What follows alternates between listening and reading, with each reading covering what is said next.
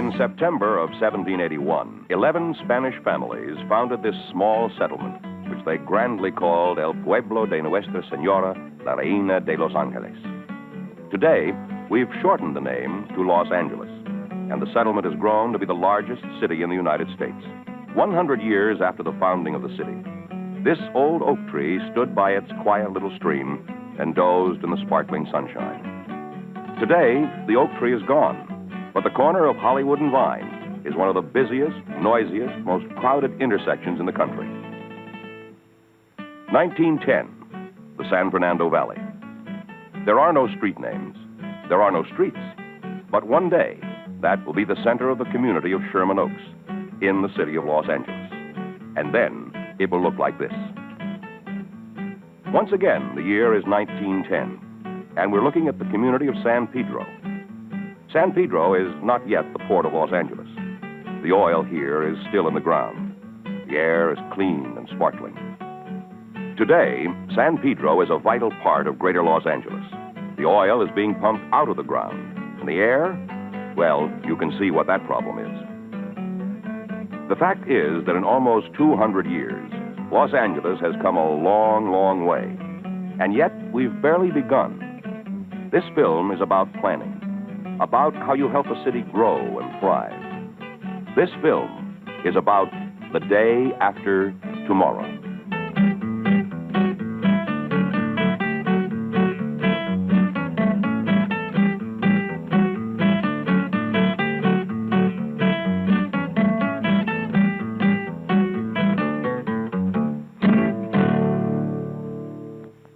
Somewhere around the year 2000, the city of Los Angeles will have to provide for 5 million people.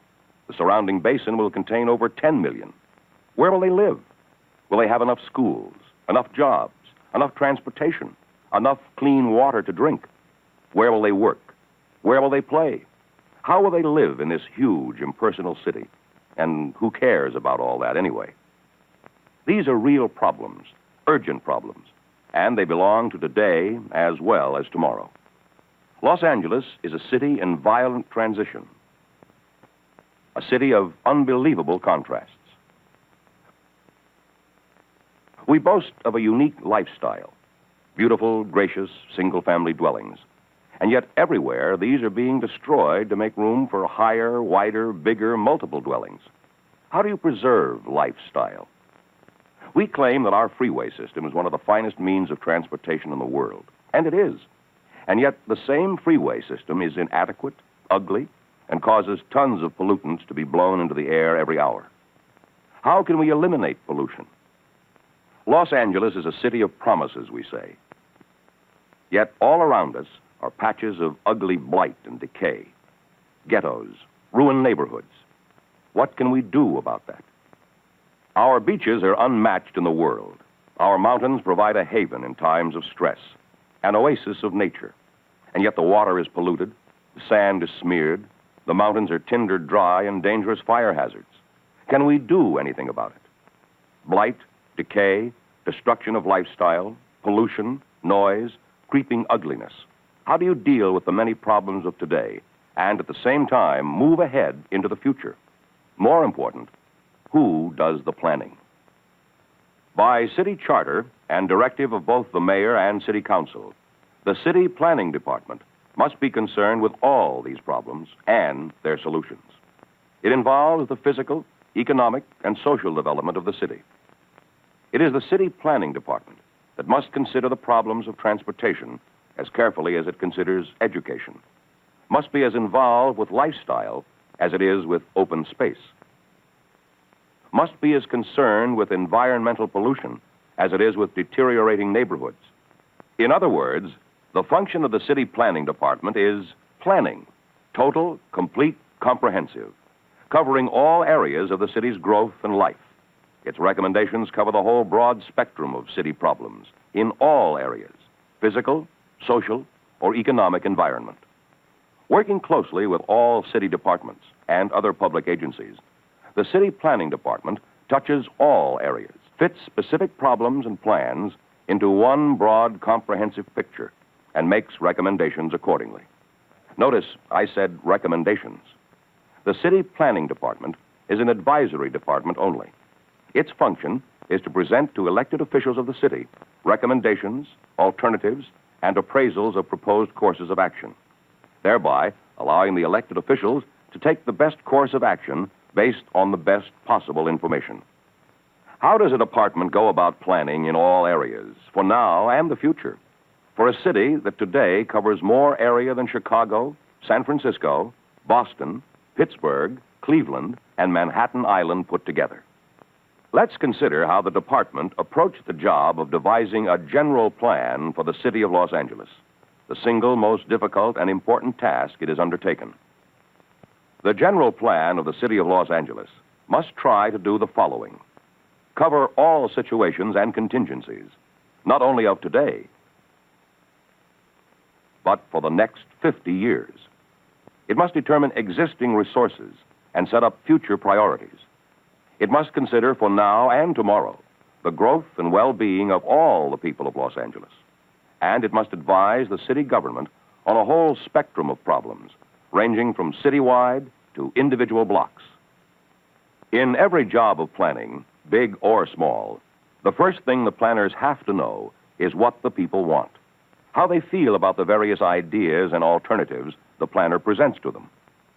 Citizen participation, their ideas, wants, and needs are at the start of all planning. With the general plan, this inquiry took the form of a massive goals program. This was an attempt to involve as many citizens of the city as possible. Some 60,000 opinions, ideas, desires were gathered, counted, discussed. From these discussions came the major goals from which the planning department develops plans. A few essential goals are: solve the immediate problems of decay, blight, pollution, age; preserve and enlarge all those enjoyable and meaningful qualities and features that make up the relaxed lifestyle that the people of Los Angeles enjoy; and at the same time, make those alterations and changes that are so necessary. Working from this flow of citizen and public agency information, the city planning department formulates a general plan. Each component or element of the plan must go before several administrative bodies for review and recommendation before being sent to the city council. Each component or element must go before the General Plan Advisory Board, consisting of the heads of every major city department and bureau. From there, the plan must go before the City Planning Commission, which holds at least one public hearing. Upon a vote, the plan is sent to the City Council. The president of the City Council refers the plan to the Planning Committee of the City Council, where it is evaluated before a public meeting and a report given to the full council. After which, it is placed before the entire City Council. Another public hearing is held before the council votes on the plan. At the same time, the plan is received by the mayor. If both he and the council approve the plan, it becomes a part of the city's general plan. This long process of review and public hearings holds true for every plan originating with the city planning department, whether it is a 50-year plan for the entire city, a community plan, or a plan for a new bridle trail in Chatsworth. Of course, it's true that you cannot deal with all of the problems of this mammoth city in one set plan, nor does the city planning department try to. Instead, they have conceived a general plan composed of 3 parts. Part 1 is the citywide plan, dealing with 3 progressively larger units of time: short range, dealing with the city as it is today and covering its growth for the next 5 years; middle range, dealing with the city of approximately 20 years from now; and the conceptual heart of the general plan, the 50-year plan, a long-range look at Los Angeles in the year 2020. Part 2 contains the community plans, dealing more specifically with individual communities and setting out 5-year programs based on a 20-year plan. Part 3 contains the technical plans that concern facilities, utilities, and specialized service centers like airports and harbors. Once a plan is reviewed and approved by the various city agencies, the city planning department has certain tools it can use to implement the city's adopted plans. These tools take the form of highly specialized laws and ordinances. One such is the zoning ordinance. Zoning is planning's tool dealing with the administration of existing land use and development, the day-to-day problems of the city. For problems a little way in the future, planning makes use of another tool, the subdivision ordinance, which governs the building and standards of all new subdivisions. All work of the city planning department, and the general plan in particular, exerts a very strong influence on the city budget and the budget of other city departments. It is a strong factor in the planning programs of various county, state, and federal agencies as they apply to Los Angeles. This, then, is the task of the city planning department. Preserve the good. Change the bad.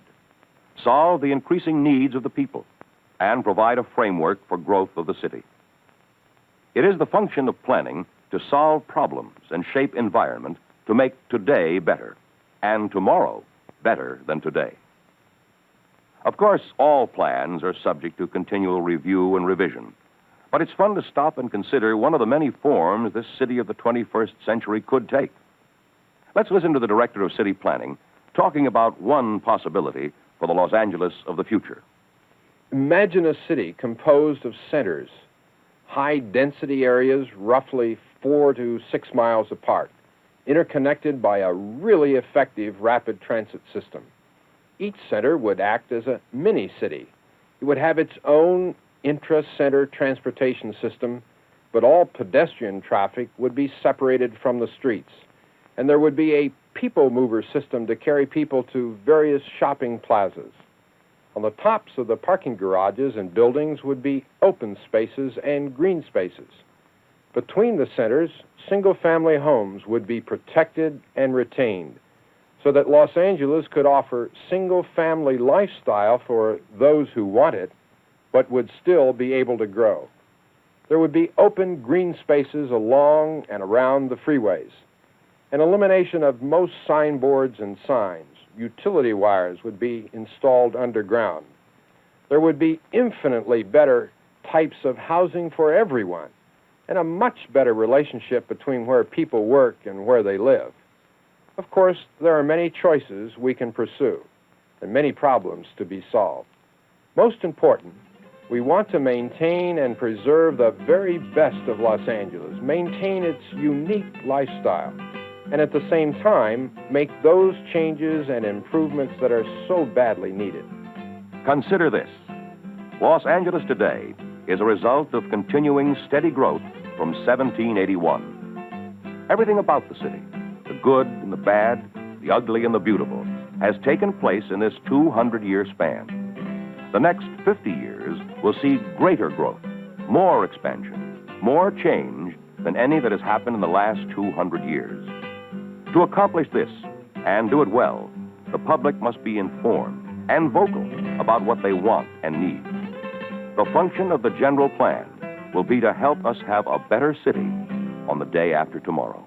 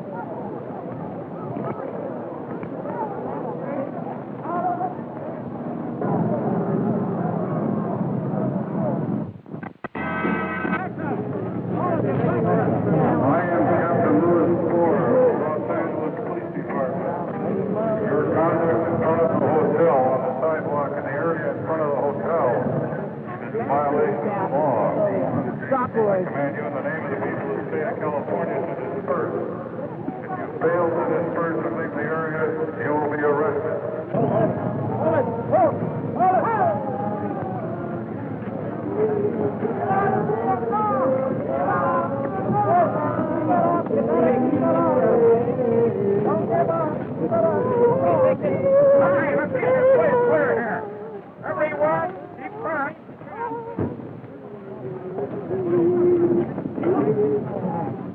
Stay back. All right, let's get back. I don't see it. Easy, take it, easy, take it. Well,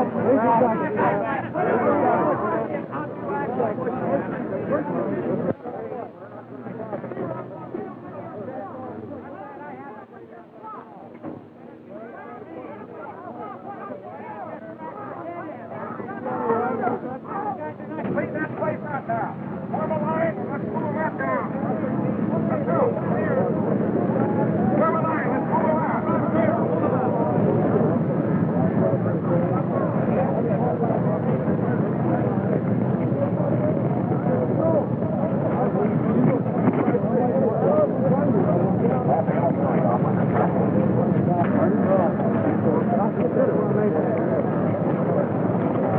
well, except you're going to be on the end of it. Okay, let's move out. Okay, let's move along, people. There'll be no standing on the sidewalk. It's very unlawful. Let's move along. Let's go.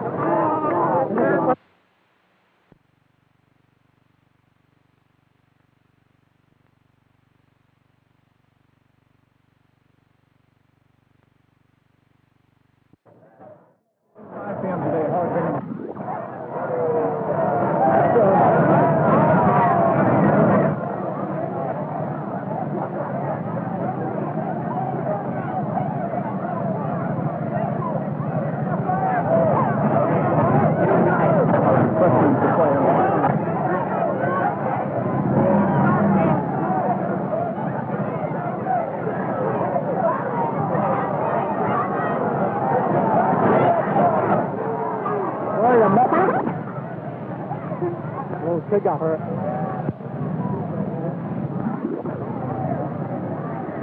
On? Yeah.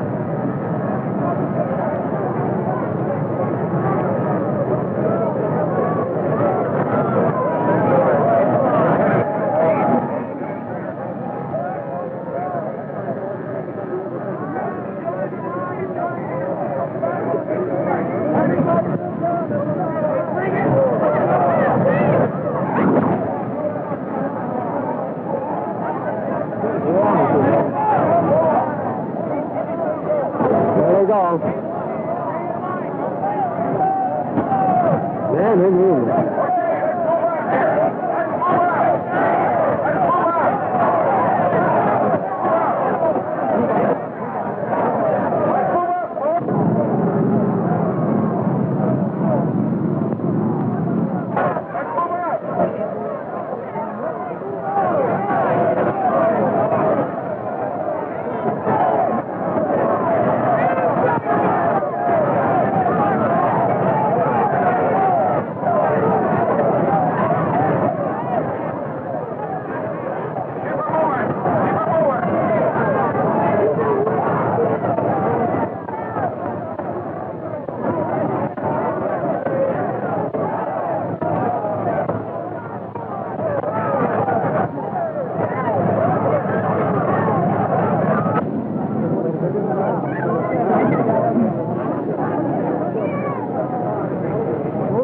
Right together.